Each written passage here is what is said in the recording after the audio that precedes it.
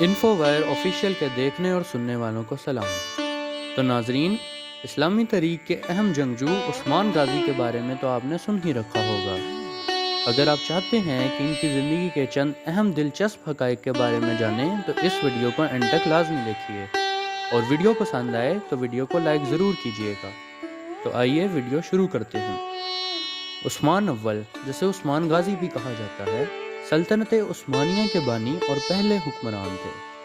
1258 میں پیدا ہونے والے عثمان غازی نے تاریخ کی سب سے طاقتور اور دیرپا سلطنتوں میں سے ایک کی بنیادیں قائم کرنے میں اہم کردار ادا کیا۔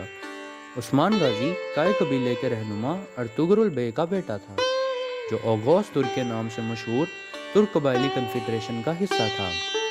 ان کی والدہ حلیمہ سلطان ایک سلجوق شہزادی تھیں۔ وہ سوغوت کے علاقے میں پلا بڑھا، جو موجودہ ترکی میں واقع ہے۔ زیادہ تر ذرائع اس بات پر متفق ہے کہ عثمانی ترکوں کا تعلق کائی اوغوز ترک قبیلے سے تھا۔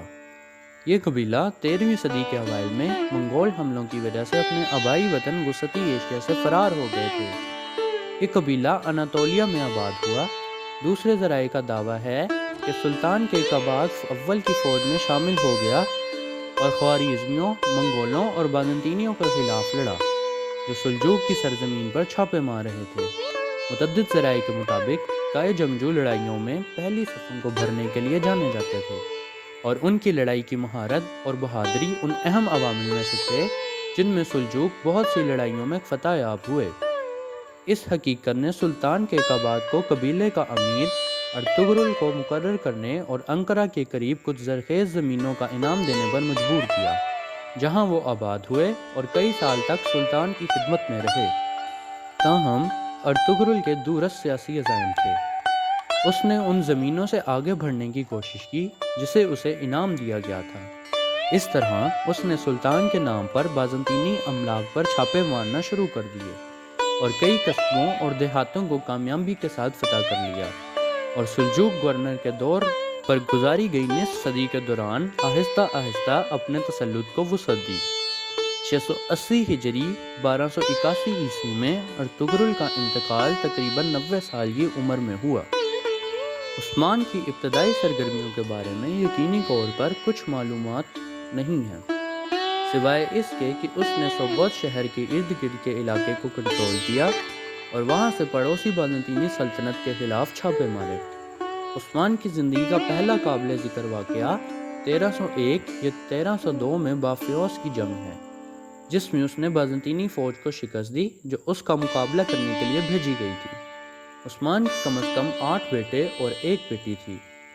ان کی زندگی کے تاریخی ذرائع کی کمی کی وجہ سے عثمان کے بارے میں بہت کم حقائق پر مبنی معلومات باقی رہتی ہیں۔ عثمان کے دور حکومت سے ایک بھی تحریری ماخذہ زندہ نہیں ہے، اور عثمانیوں نے 15ویں صدی تک اس کی موت کے 100 سال بعد تک عثمان کی زندگی کی تاریخ درج نہیں کی۔ اس کی وجہ سے مورخین کو اس کے بارے میں بتائی گئی بہت سی کہانیوں میں حقیقت اور افسانے کے درمیان فرق کرنا بہت مشکل محسوس کیا ہے۔ تاہم عثمان کے بارے میں یہ بات مشہور ہے کہ اس نے اپنی سیاسی قابلیت کے بلبوتے پر ارد گرد کے ترک سرداران کو اپنے ساتھ ملا لیا۔ عثمان غازی نے 13ویں صدی کے آخر میں ایک سلطنت قائم کی، جو بعد میں سلطنت عثمانیہ میں تبدیل ہو گئی۔ اپنے وفادار پیراکاروں کی حمایت سے اس نے کئی بازنطینی قلعوں پر قبضہ کر کے اپنے علاقے کو وسعت دی۔ عثمان غازی نے پڑوسی بازنطینی اور دیگر حریف ریاستوں کے خلاف کامیاب فوجی مہمات کی قیادت کی۔ اس کی فتوحات نے اس کی طاقت کو مستحکم کرنے اور مستقبل میں عثمانی فتوحات کی بنیاد ڈالنے میں مدد کی۔ عثمان غازی نے اپنی سلطنت میں انتظامی اور قانونی اصلاحات نافذ کی۔ اس نے اسلامی اصولوں اور قبائلی رسم و رواج پر مبنی حکومت کا نظام قائم کیا، جسے بعد میں اس کے جانشینوں نے بہتر کیا اور وسعت دی۔ عثمان غازی کے بعد ان کے بیٹے اورخان نے ان کے علاقوں کو مزید وسعت دی۔ سلطنت عثمانیہ ایک وسیع سلطنت میں تبدیل ہوئی، جو 3 بر اعظموں پر پھیلی اور 6 صدیوں تک قائم رہی۔ عثمان غازی ایک دیندار مسلمان اور کرشماتی رہنما تھے، جنہوں نے غازی روایات کو مجسم کیا۔ غازی وہ مسلمان جنگجو تھے جو اسلام کے نام پر لڑتے تھے اور انہیں عقیدے کے محافظ کے طور پر دیکھا جاتا تھا۔ عثمان غازی اور ان کے پیروکاروں نے اپنے آپ کو ایک مقدس مشن میں مصروف مقدس جنگجوؤں کے طور پر دیکھا۔ عثمان غازی کی سلطنت بازنطینی علاقوں پر قبضہ کر کے پھیل گئی۔ اس کی افواج نے برسا جیسے مقامات پر قبضہ کر لیا جو عثمانی سلطنت کا پہلا دارالحکومت بن گیا۔ بازنطینی علاقوں میں اس توسیع نے سلطنت عثمانیہ کی علاقائی ترقی کا آغاز کیا۔ عثمان غازی نے اپنے علاقوں میں غیر مسلموں بالخصوص عیسائیوں اور یہودیوں کے ساتھ رواداری کی پالیسی اپنائی۔ اس پالیسی کا مقصد عثمانی حکمرانوں کے تحت استحکام اور متنوع آبادیوں کے انضمام کو یقینی بنانا تھا۔ غیر مسلم رعایا کو کچھ حقوق دیے گئے اور انہیں اپنے مذاہب پر عمل کرنے کی اجازت دی گئی۔ عثمان غازی اپنی مضبوط قائدانہ خصوصیات کے لیے جانے جاتے تھے۔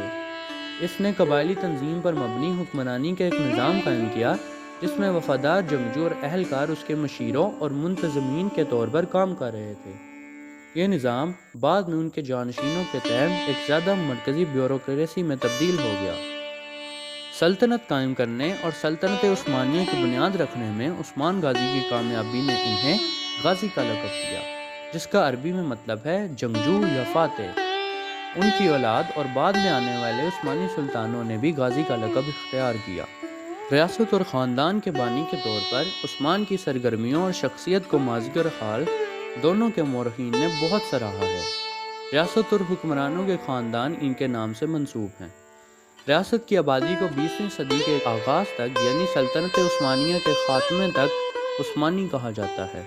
مورخ لکھتے ہیں کہ عثمان ایک عقل مند، صابر حکمران تھا جس کا لوگ خلوص دل سے احترام کرتے تھے اور وفاداری سے اس کی خدمت کے لیے تیار رہتے تھے۔ وہ فطری طور پر برتری کا احساس رکھتا تھا، لیکن اس نے کبھی بھی طاقت کے زور پر اپنے آپ کو ثابت کرنے کی کوشش نہیں کی۔ عثمان غازی کا انتقال 1324 میں 70 سال کی عمر میں ہوا۔ ان کی موت کے بعد انہیں برسا میں واقع ایک مقبرہ میں دفن کر دیا گیا، جو بعد کے عثمانی حکمرانوں کے لیے ایک اہم مقام بن گیا۔ جہاں تک عثمان کی موت کی اصل وجہ کا تعلق ہے تو یہ بات مشہور ہے کہ وہ کئی سالوں سے گاؤٹ کی بیماری کا شکار تھے، جو بظاہر ان کی موت کا سبب بنی تھی۔ عثمانی خاندان میں ایک جینیا کی بیماری ہے اور بہت سے سلطان اس کا شکار تھے۔ عثمان کو ترکی کی تاریخ میں ایک اہم ترین شخصیات میں سے ایک کے طور پر جانا جاتا ہے۔ نہ صرف ترکی بلکہ مسلمان تاریخ میں ہی ترک جنگجوؤں کا ایک اہم کردار ہے۔ تو ناظرین، اگر آپ کو ویڈیو پسند آئی ہے تو اس ویڈیو کو لائک ضرور کیجیے گا، اور اگر آپ اس طرح کی مزید معلوماتی ویڈیوز دیکھنا چاہتے ہیں تو ہمارے چینل انفو وائر آفیشیل کو سبسکرائب کر دیں اور دوستوں کے ساتھ شیئر کر دیجیے۔ شکریہ۔